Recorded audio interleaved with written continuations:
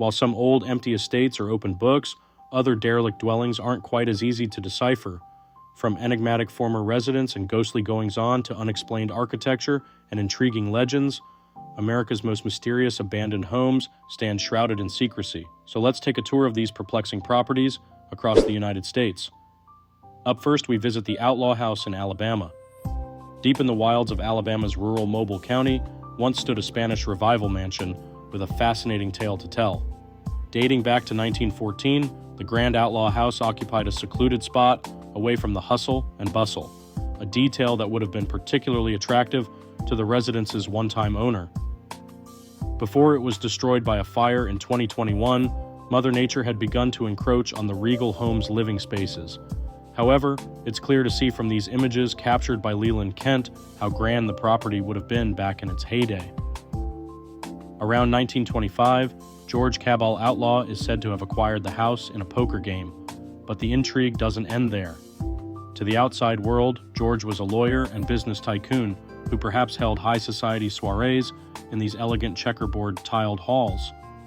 However, according to archive records from the then newly formed FBI, known as the Bureau of Investigation at that time, G.C. Outlaw was formerly an agent based in nearby Mobile. While James Bond has gadgets and a catalog of super smart residences, Outlaw had his own state-of-the-art technology of the day. His house was the first in the area to have electricity, which was generated by a nearby dam. It appears George moved into the property shortly after he left the FBI, but during his time with the Bureau, it seems he was on the front lines of the fight against the Ku Klux Klan, investigating threats made by the white supremacist group. Who knows what hushed secrets these walls were privy to? There was even rumored to be an underground tunnel that connected the mansion to a structure across the street, though it's said to have since been filled in. While many locals had hoped the grand old house would be restored, their dreams were dashed when a fire destroyed the upper floor in July 2021. The rest of the residence was damaged beyond repair, and the Outlaw House, along with a neighboring property, was demolished in December 2021. After 109 years, this storied landmark home was irrevocably lost, but its fascinating history lives on. Up next, we visit the Circus Mansion in New York. Over on the East Coast, in New York's scenic Catskill Mountains, Brian Sansevero photographed this abandoned house before it eventually changed hands. Fascinating and frightful in equal measure, his images capture the property's spooky past life, and it's unlike anything we've seen before. When Sansevero visited the house, insidious vines of ivy were reclaiming its impressive facade, defined by handsome double-fronted bays and an ornate front porch. Built in 1925 in the Jacobean Revival style, it's not known why the property was abandoned all those years ago. Inside, fluorescent yellow walls framed the hallway, though much of the paint was crumbling and peeling. Damp appeared to be rotting away the disconcerting day-glow hue, a somewhat unusual decor choice for a historic home in upstate New York. The inspiration behind the vivid interior came sharply into focus in this vibrant bedroom, which featured vivid allusions to the circus. Bold primary colors, a yellow and purple harlequin border, and a ceiling painted with an elaborate big-top design completed the carnival aesthetic. But the question remained, why the unusual decorations? Did a former circus troupe once reside here? A curious rope handrail led to the property's upper level, while croquet balls were scattered across the stairs, as though to trip up anyone who dared to venture up. Elsewhere, other unexplained features included a closet that concealed a painting of a bullfighter by Spanish artist Antonio Casero Sanz. In July 2021, Sansevero revealed that since his visit, the house had been sold on and renovated. We wonder if the new owners kept any traces of its circus decor. Up next, we visit this Gothic Revival castle in New York. It's not every day you come across a red-turreted castle on the side of a road in New York. The unusual structure was built in 1871 for Samuel and Jane Laurie, who'd emigrated from Scotland a few years previous. The couple moved to Auburn when Samuel accepted the position of superintendent at the Auburn Woolen Company. The firm built the castle, which overlooked the factory, as a gift for their new employee. Designed by Nelson Hamblin to resemble a Scottish manor, stockholders spent a reported $7,000 on the three-story castle, about $180,000 in today's money.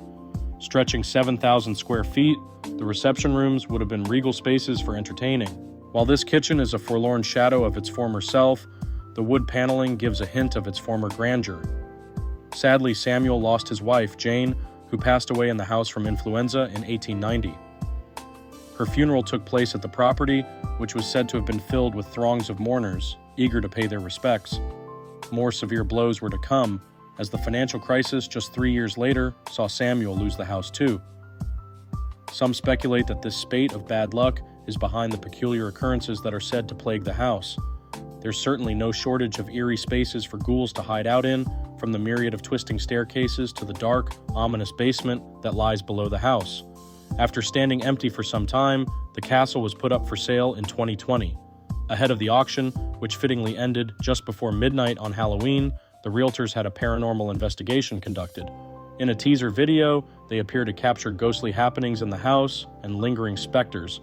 The brave new owner bought the castle with a winning bid of $340,000 plus an auction buyer's charge, bringing the total price paid to $370,000.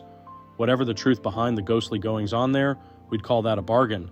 Posed on a bank in Auburn as though plucked from the Highlands, the 19th century castle is something of a perplexing sight for those traveling through the city. Who knows if there's any credence to the rumors of its ghostly guests? Perhaps the new owner has managed to unlock the secrets of this mysterious mansion. Up next, we go to the James Seymour Mansion. Shrouded in trees in the New York city of Auburn stands this enchanting Victorian mansion with more than an air of mystery about it. Built by local philanthropist James Sheldon Seymour in 1861, the remarkable sprawling residence made headlines in 2019 when it was listed for a suspiciously low sum, causing buyers to speculate about the skeletons hiding in its closets.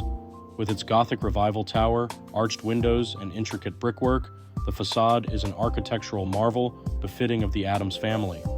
No expense was spared on the construction, while architect John W. Venderbosch oversaw the breathtaking design. Encompassing 3 stories, plus an acre of grounds and a carriage house, the empty estate was one of Auburn's landmark residences back in its heyday. Inside, it's clear to see the property's architectural beauty. From the carved stone fireplace to the intricate built-in wooden cabinetry and the gilded cornicing that encircles this reception room, the mansion would have dazzled New York's high society in centuries past. While some spaces, like this cavernous, crumbling attic room, looked to be in need of more remedial work than others, preservationists at the time said the house would be relatively straightforward to revive, so why the dirt-cheap price tag? Prospective buyers speculated that the property may come with 1 or 2 ghostly house guests given its storied history. We wonder if the new owner has encountered any friendly phantoms.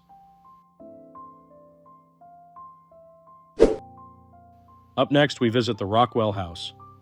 Dating back to 1838, this grand pre-Civil War estate was once a landmark home in Milledgeville, Georgia. The regal residence was built for Colonel Samuel Rockwell, an attorney and slave owner. Captured by Leland Kent of Abandoned Southeast, these incredible images show the home's sad decline after it was abandoned back in 1969. No expense was spared on the property's imposing design, with every piece of wood that went into the construction hand-cut with expert skill. The bill for the wrought iron fence alone is said to have been around $2,600, which is around $86,000 in today's money and $100 more than Colonel Rockwell paid for the house itself. This is said to have given the colonel a heart attack, if stories are to be believed. The mysterious abandoned mansion isn't short of other intriguing rumors either, including that gold is buried somewhere on the land. After Colonel Rockwell's death in 1841, the property passed through a number of hands across the years, including those of Georgia Governor Herschel Vespasian Johnson. Over the decades, the house is said to have been a hub for Midgeville's high society, and looking at the impressive entrance, it's easy to imagine its grand former life. After years of neglect, the local dentist attempted to revive the property in the 60s until a fire broke out in 1969, causing extensive damage. The house then languished in a state of disrepair until 2019, when it was purchased by a group of investors who restored the elegant building to its former glory, as seen here in one of its tasteful bedrooms.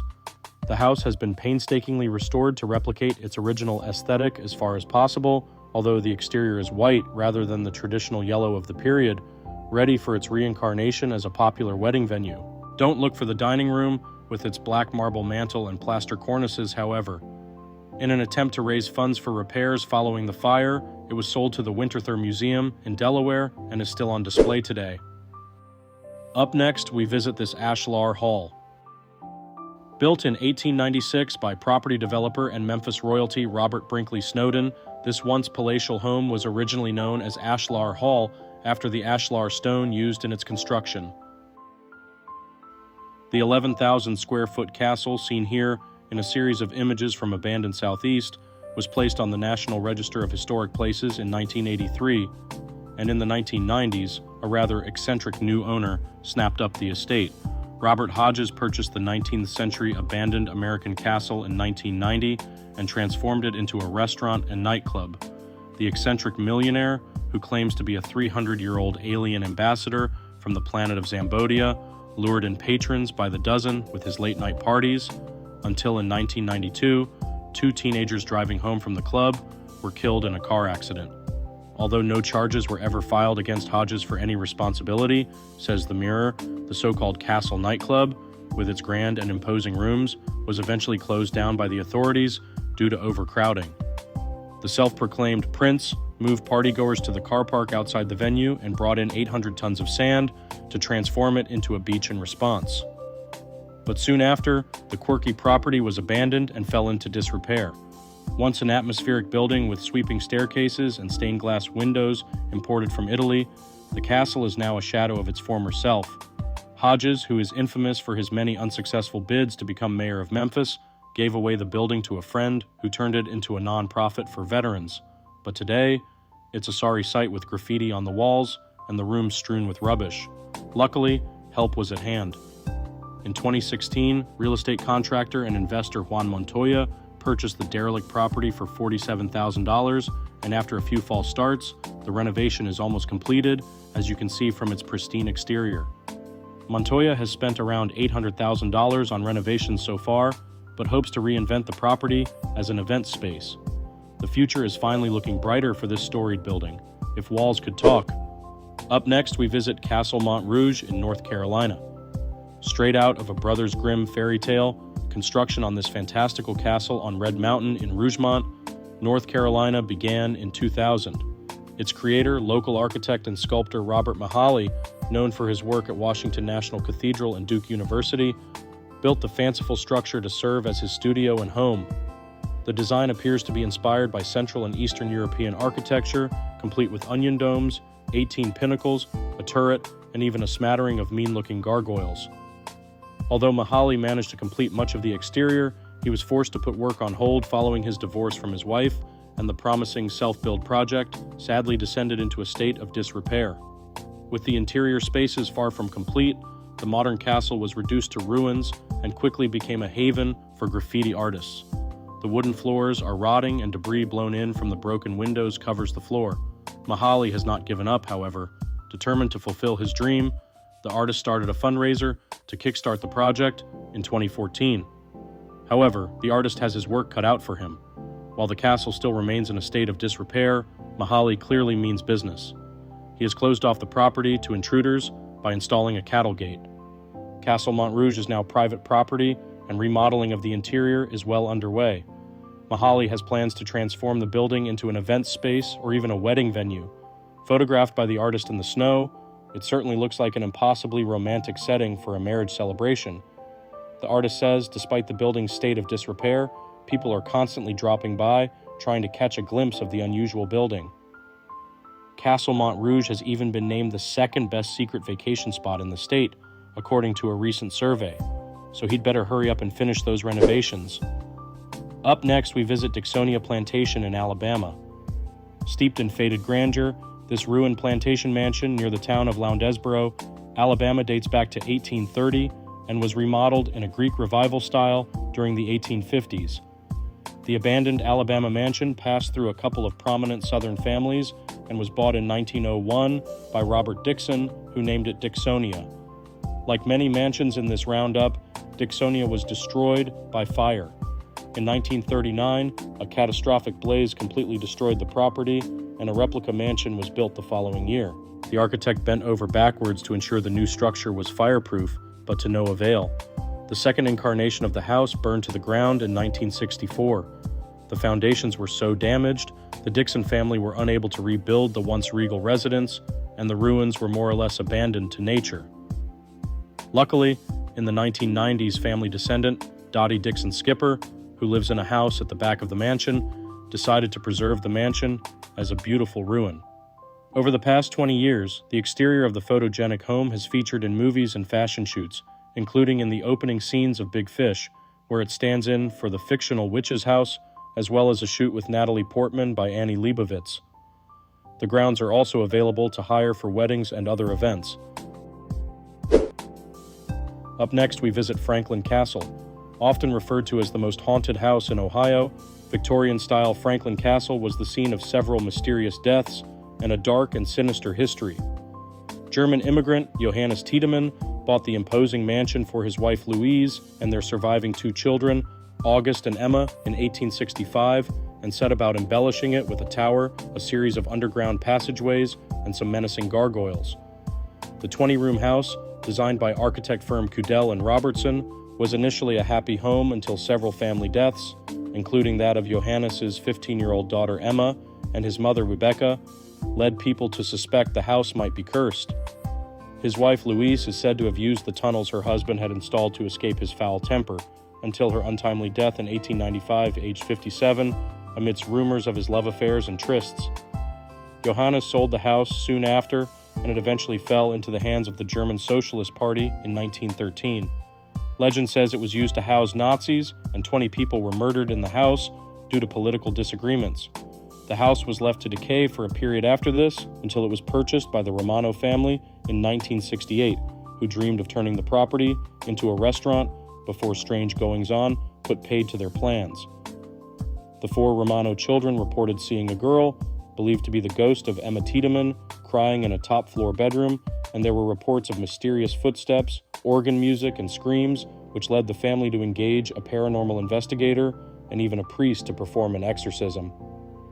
To add to the myth surrounding the house, its next owner, Sam Muscatello, claimed he had found human bones in a closet. The property was briefly owned by Michael DeVinco, the 5th and final husband of actress Judy Garland, but these days, owners oh dear. Productions have embraced the property's creepy past, offering castle tours and events at the landmark property.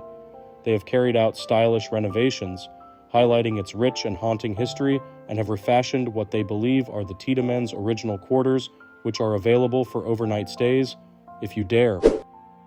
Alright everyone, I think that's going to wrap this video up. Like I mentioned in the beginning, follow all my social media, and also 50% of the people who watch me don't subscribe. So just, if you're watching, just click the subscribe button. It's free, it means a lot. And then an alternative option would be to become a member, which costs a couple dollars, but then, you know, I'll be calling you guys, FaceTiming you guys. You get cool badges, you get exclusive videos.